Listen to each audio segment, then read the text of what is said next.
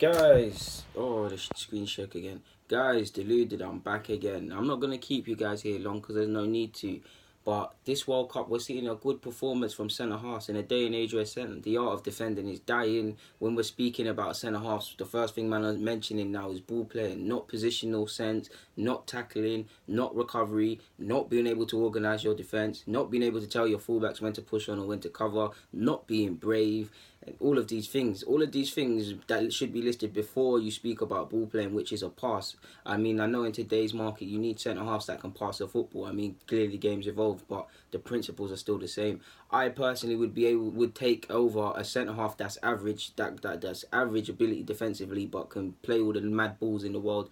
I wouldn't take that over someone who is rubbish with the football at their feet, very nervy, and is almost a weak link with the ball at their feet. But when it comes to defensive performances and defending, they do their thing.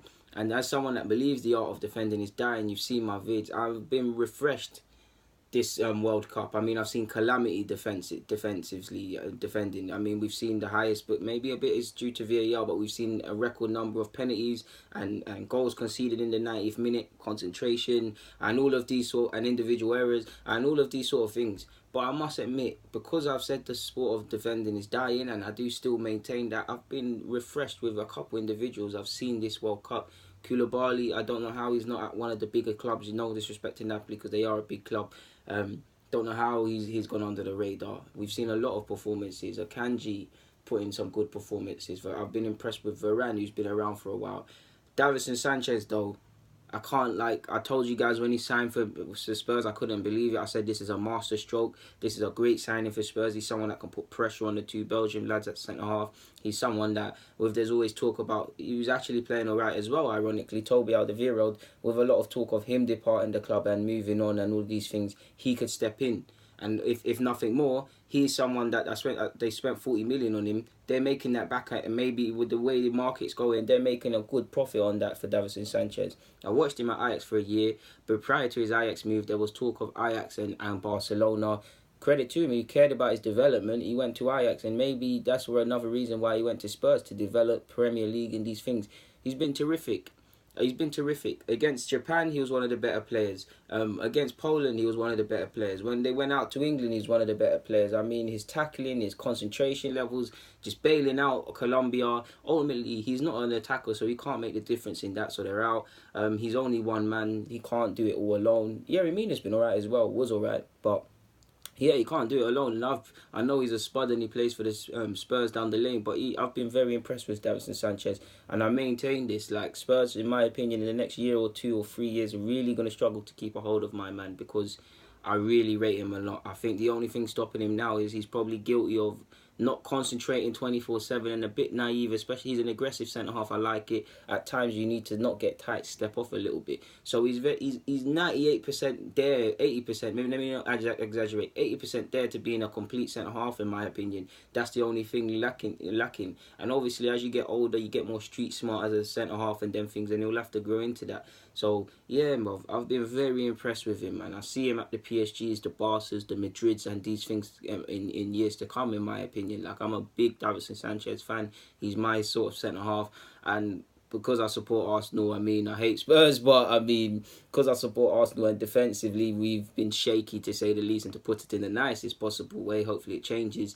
It makes me envy my man more, because I look at my club and I do believe there's a player in Mustafi if the right coach gets it out of him, but he hasn't convinced, and Davinson Sanchez is clear of him. Like, I love my young centre halves. Davinson Sanchez is clear of that. Sanchez is clear of them. So yeah, for me, I don't understand how he's not at Barcelona, to be honest with you, or Madrid, or the PSGs, or them sort of clubs there, the elite, them sort of clubs with elite clubs, if you get what I mean, in whatever reason you want to judge it on. Like, I don't know why Davison said some performers haven't been spoken about. Like, not even him. Akanji's been good this year as well, been good this World Cup as well. It's not been spoken of. There's a couple young centre halves I'm very confident about. Whether it's Davinson Sanchez, Delight in the future, right, Renagli, what's his face at Diallo of Dortmund. Varane's obviously not that old. Jimenez, Godin's not that old, but I thought I need to mention him because he's had a good World Cup. Yeah, there's a lot of Pavard. I believe that you're going to be a good centre half. So there's a good crop of young centre halves coming up a level. So yeah, it seems like there was hardly any centre halves of quality, and now they've appeared now. If only the same would happen at fullback, because Marcelo, clearest candidate off the top of my head at left back, but who else is near him? You probably force it and say Alaba or Alba. Neither have been near their previous standards of previous years.